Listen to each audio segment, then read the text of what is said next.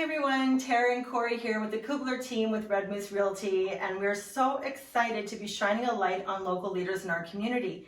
Our first guest is a professor at Algonquin College and resident of Barrhaven.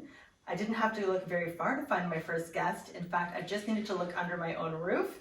I am proud to introduce my husband, your son-in-law, the super talented and always interesting Colin Mills. Welcome, Colin.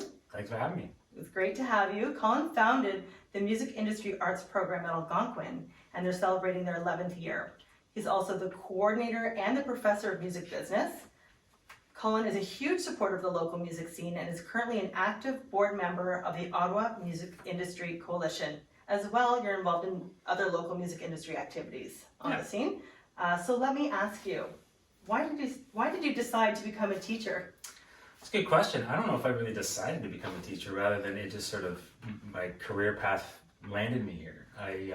When I started developing the Music Industry Arts program in 2003, I thought I could just coordinate the program. And I was going to build all the courses, then I'd sort of manage it and do all that sort of stuff. And then one day someone mentioned that, asked me what I was going to be teaching. And apparently all coordinators at Algonquin have to teach some courses, which makes sense now that I'm in the process because you have more interaction with students. So it wasn't something that I really went out to do. I've always wanted to be involved in the music industry as my career has sort of directed me to. But now that I have been teaching for 11 years, I don't think I could see myself doing anything else than this. So it's great to see and interact and share my knowledge with students, and it's something I want to continue doing as long as I can.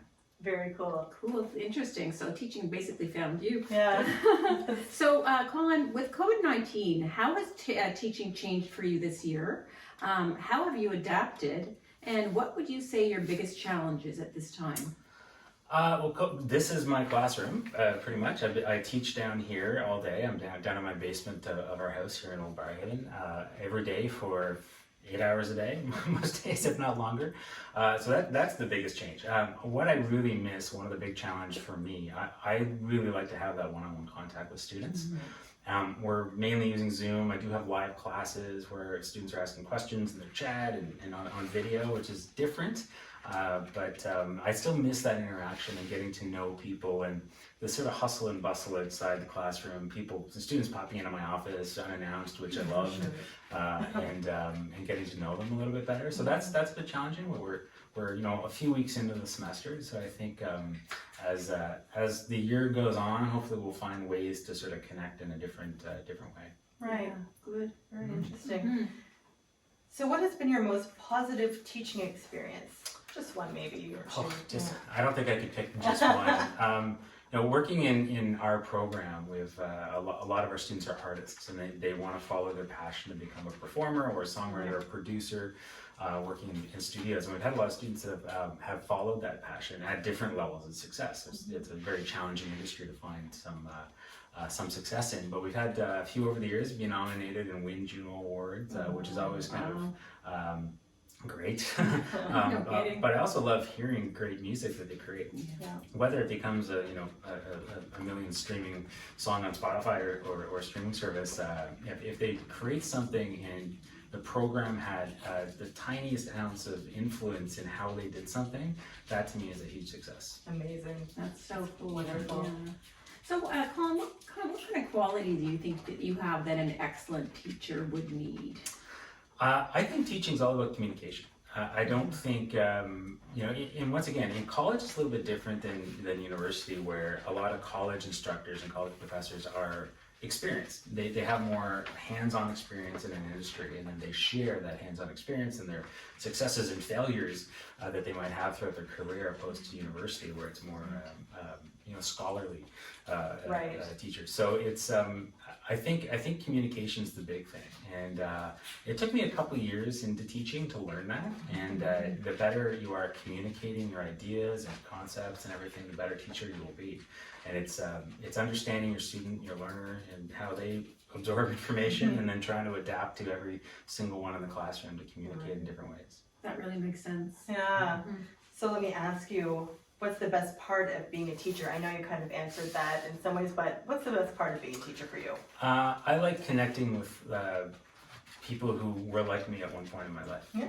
When I went to college for the same program at a different college that I then brought the program to Ottawa, I was sitting in that classroom at the same time they were learning the same concepts. And for me to sort of be able to turn that around and hand that back and teach them everything I did in between when I was working in the industry, I think that's the best part for me, is just starting having that connection That's cool. and sharing knowledge. Yeah, definitely cool. How would you say you motivate and encourage your students? That's always a challenge. Motivation is something that's hard to teach and hard to, it's all about encouragement. It's all about giving honest feedback. It's all about, listening to the needs of students and to try to sort of find that one thing that's going to drive a student to take their career to the next level. Our industry is not like you can finish a college program and go get a 9-to-5 career job with benefits, everything. It doesn't work that way. You really have to be passionate and driven in your industry and have some entrepreneurship skills to drive yourself to that next level. Find your own business, find your own career. And I use my story of things I've done before Algonquin, but also helping create the program, is that I created a career for myself by taking that extra step and proposing something out of the box that seemed to work. Wow. Yeah. Definitely. So this is kind of moving off topic from Algonquin and teaching, but I just want to talk a little bit about the community. Sure. We both didn't grow up in Barrhaven. We grew up in different parts of Ottawa, but here we are now in Barrhaven. Why did you choose Barrhaven? I moved to Barrhaven in almost 20 years ago now, and at the time I wanted somewhere that was a little bit out of the downtown core. I sort of grew up in the glebe in Old Ottawa South, and I was living in Old Ottawa South at the time that I moved to Barrhaven, and I just sort of wanted to get a little bit outside of that, but not too far away. Barrhaven at the time was growing rapidly, and it was affordable to buy a home.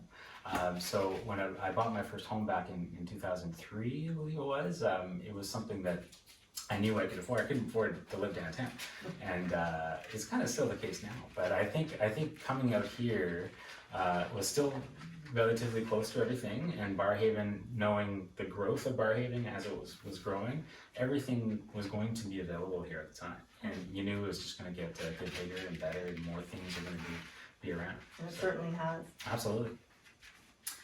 So what do you think, you live in this particular part of Barrhaven, what do you love most about your neighborhood?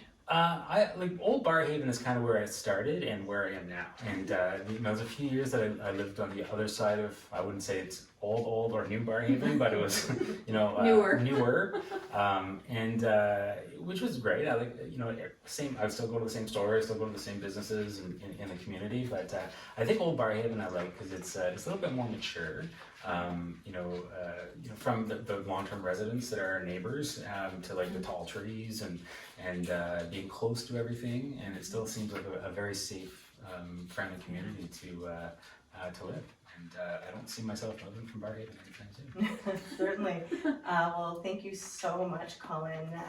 Super interesting. Yeah, that was a great interview and great information. So thanks for taking the time today to chat. And you can follow Colin Mills on social media such as Instagram, Twitter at his handle @Colin Mills. So thanks again, Colin, and thanks for watching. Once again, we're Corey and Tara Kugler from Red Moose Realty and Limo, who's having a cameo appearance right now.